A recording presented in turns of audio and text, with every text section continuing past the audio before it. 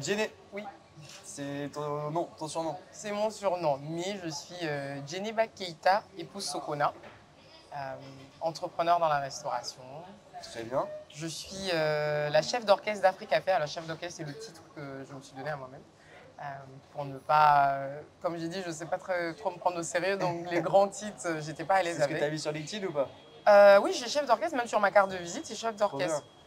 Parce que je crois fondamentalement, ce que je fais, c'est ça que je fais, c'est de gérer un orchestre, de me rassurer que la mélodie de mon entreprise, ce qui sort de chez nous est beau. Et ça, ça demande un pianiste, un bassiste, ça demande de tout. Et moi, mon rôle, c'est de gérer cet orchestre, exactement. Trop Donc, bien. je suis chef d'orchestre. Comment est né Africa Café?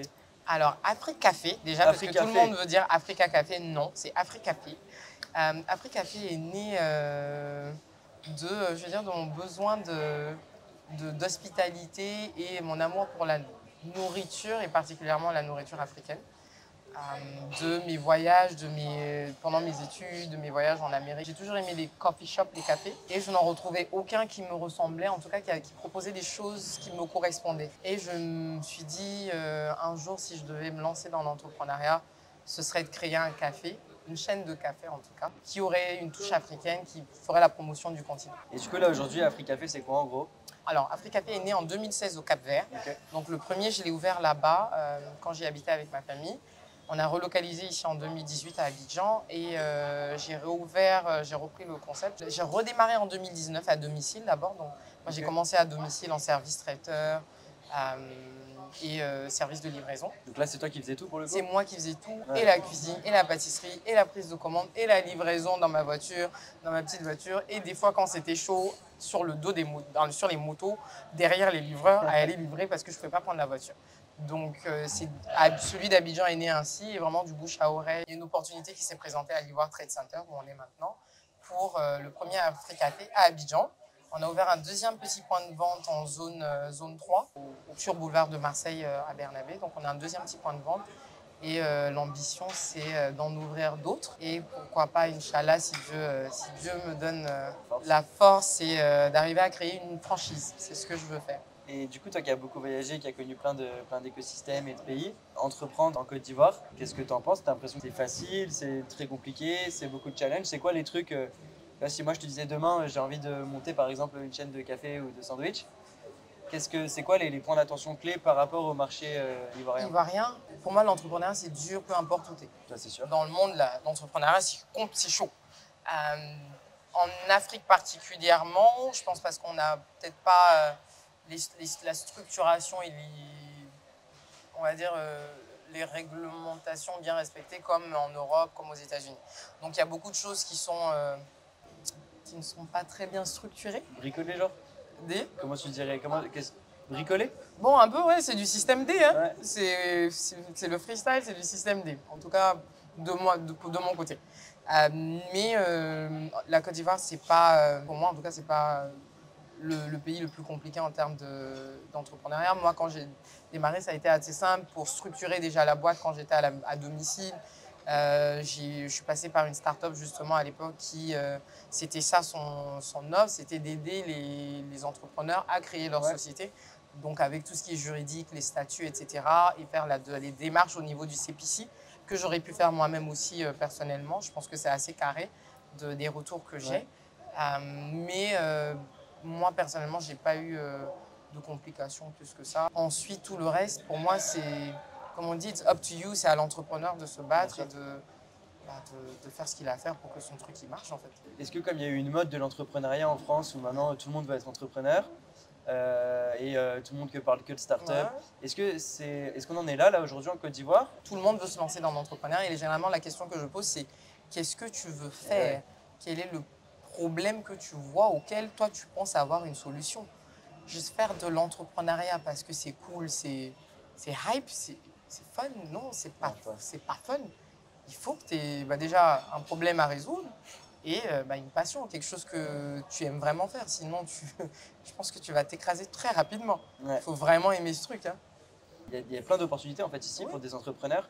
Comme tu dis, souvent on dit partez d'un problème et trouvez une solution. Ici, des sujets sur lesquels s'intéresser, il y en a plein. Il y en a plein. Pour moi, l'Afrique, c'est le place to be. Genre, la Côte d'Ivoire est une référence déjà dans la sous-région, mais l'Afrique is the place to be.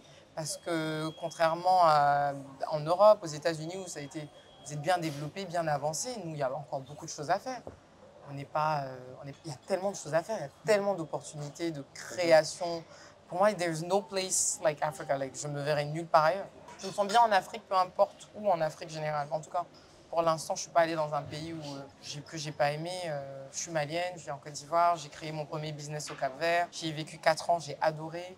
L'Afrique, c'est le monde and it's the place to be. Et qui est trop bien, ça donne envie. Entre aujourd'hui où tu as 2 shops et dans 2 ans où tu en as 10 et t'es franchisé, Inch'Allah. c'est quoi tes principaux enjeux, les gros steps que tu vas devoir passer? Location is key. La localisation, c'est très important dans ce que je fais. Il faut être bien situé, donc il y a ça. Trouver un des enjeux, je pense, de tout entrepreneur en Côte d'Ivoire, en tout cas en Afrique, c'est pour moi le personnel, l'humain, les ressources humaines. Trouver des ressources humaines qualifiées. Et ce que moi je dis généralement, c'est que tu ne les trouveras pas forcément, il faudra les former. Il faudra les former à ton image, en tout cas selon tes critères et tes standards. Et c'est ce que j'ai réussi à faire avec ce Africafé ici. Je pense que je fais quelque chose de pas mal avec mon staff à moi, parce que j'ai un style de management très humain et très participatif. C'est l'humain au centre de tout, que ce soit le client ou mes employés, ils sont vraiment la base. Donc pour moi, c'est ça, trouver le bon personnel, le former pour que les prochains Africafé, ils aient tous la même base. Le service client est le même, mais tout est pareil et il faut standardiser. Et donc ça, c'est mon plus gros challenge à moi, c'est de standardiser, ce qui n'est pas forcément évident parce que, comme je l'ai dit, c'est un café-resto africain avec des plats. Par exemple, je fais des plats de tous les pays, bon pas tous les pays, mais de plusieurs pays d'Afrique. Tous les midis, ça change chaque semaine. Arriver à standardiser ces plats-là, c'est de la cuisine africaine, c'est rarement au gramme près. Ouais. C'est mes cuisinières, c'est des mamas qui sont en freestyle. Elles y vont au peeling du jour. Donc il y a un jour où le yassa va être un peu plus citronné que d'autres, dépendamment de l'humeur de la go. Donc moi, c'est ça mon plus gros challenge, c'est de standardiser mes process. Il me faut des process déjà, les standardiser. Et comme je dis, Africafé, je veux faire une chaîne de café panafricaine qui valorise les produits locaux, la culture africaine, mais aux standards internationaux. Et pour ça, il faut des process. Et ça, c'est mon plus gros challenge à moi, vu que je ne viens pas de ce domaine. Il faut trouver les bonnes personnes qui vont m'accompagner, qui vont m'aider à mettre les process nécessaires, les bons process. Et Inch'Allah, à m'arriver à dupliquer un peu, dupliquer des Africafé. T'as pas peur, tu sais, qu'après où tu passes un certain step, c'est tellement gros que tu deviens juste dans ta tour d'ivoire? C'est ma plus grande peur, c'est ma plus grosse peur. Le scaling up, et je pense pour tout business, scaling, ça passe ou ça casse. Donc moi, c'est une crainte, c'est une énorme crainte pour moi, et surtout par rapport à cette marque que moi j'essaye de créer, une marque panafricaine, une marque jeune, une marque fun, une marque qui valorise le continent, une marque qui est chaleureuse, accueillante, tout ça. La chaleur, moi je veux que l'Africafé se soit chaleureux. Comment tu le processes ça? Qu'est-ce que ça veut dire? Donc il y a beaucoup de choses, pour moi en tout cas, j'ai pas encore trouvé la formule de standardiser certaines choses parce qu'elles sont, c'est du non-dit, c'est du intangible. Comment j'arrive à faire ça dans les 4, 5, 6 prochains Africafé, les 10 prochains Africafé? Comment surtout j'arrive à dissocier ce Africafé de moi? C'était ça le plus difficile, de ne pas le personnaliser. Celui du Cap-Vert, l'erreur que j'avais faite, c'est pas une erreur, c'est parce que c'était chez moi, on va dire. On va chez Djenné. On va pas à Africafé, on va chez Djenné. Et c'était une bataille. Quand j'ai quitté, j'ai essayé de le maintenir à distance. C'était pas possible, Djenné n'est plus là. Et ici, j'ai essayé de ne pas faire la même chose, mais je suis quand même tout le temps là. Mais j'ai essayé de mettre les process pour que j'ai la même équipe chaleureuse, qui disent les mêmes choses, qui disent « Bonjour, Monsieur Martin, comment vous allez ?» Mais ça fait 2 jours que je ne vous ai pas vu, ça fait un moment. Ça, là, j'ai essayé de le transmettre. Mais comment le transmettre au fur et à mesure qu'on grandit? Ma crainte. Comment ne pas perdre ma culture d'entreprise? Elle n'est pas encore solide. Ça fait que 2 ans qu'on est ici, 1 an et demi, même pas encore 2 ans. La culture d'entreprise n'est pas encore solide. Et sans elle, comment est-ce que tu peux en avoir d'autres? Qu'est-ce que tu donnerais comme conseil à quelqu'un qui veut entreprendre et qui hésite? Et même, on va axer encore plus la question, quelqu'un qui aimerait entreprendre à Abidjan, mais qui se posent un peu des questions Ouais. sur plein de craintes dont tu Ah te oui, doutes. bien évidemment. Qu'est-ce que tu vois, ce serait quoi ton discours? Et tu l'as dit un petit peu, si on devait synthétiser le tout. Il faut aimer. Il ne faut pas que ce soit quelque chose que tu décides de faire parce que tu penses que tu vas devenir riche. C'est pas vrai. C'est l'entrepreneur riche là. Bon, je connais pas encore, hein, mais les débuts, c'est pas ça. Déjà, il faut trouver quelque chose qui apporte de la valeur, qui a une valeur ajoutée, hein, qui résout un problème. Voilà. Il faut savoir s'entourer. Faut savoir écouter. Il faut accepter que tu ne connais pas tout. Tu n'as pas la science infuse. Il y a toujours quelqu'un qui sait mieux que toi. Tu ne peux pas tout savoir tout le temps. Ça, c'est vraiment ma philosophie. Je ne sais rien. Celui qui ne sait pas, il apprendra. Donc, il faut être ouvert à apprendre, à écouter et à s'entourer. Il faut bien s'entourer. Il faut avoir chacun son expertise. J'y connais. Alors, j'ai fait de la comptabilité, mais à vrai dire, je suis très mauvaise comptable pour moi-même parce que je suis passionnée. Je fais les choses parce que j'ai envie de les faire et que mais non, mais ça va être trop cool si je propose ça, ça, ça. Mais peut-être qu'en vrai, sur les chiffres, ça ne donne pas. Donc, il faut bien s'entourer. Il faut avoir le contrôleur de gestion ou la personne en tout cas qui est chiffre, qui va dire ouais non, tu vas pas le faire comme ça. En Afrique, on a cette tendance à penser faut pas parler de son projet parce que on va te voler ton idée, machin. Pour moi, non. Quelqu'un peut oui essayer de le faire, mais tout est dans l'exécution. Africafé, je suis pas la première à l'avoir pensé, je suis pas la dernière. C'est le concept en tout cas. Il y en a qui le font déjà, il y en a qui le font mieux que moi, mais personne ne le fait comme je le fais.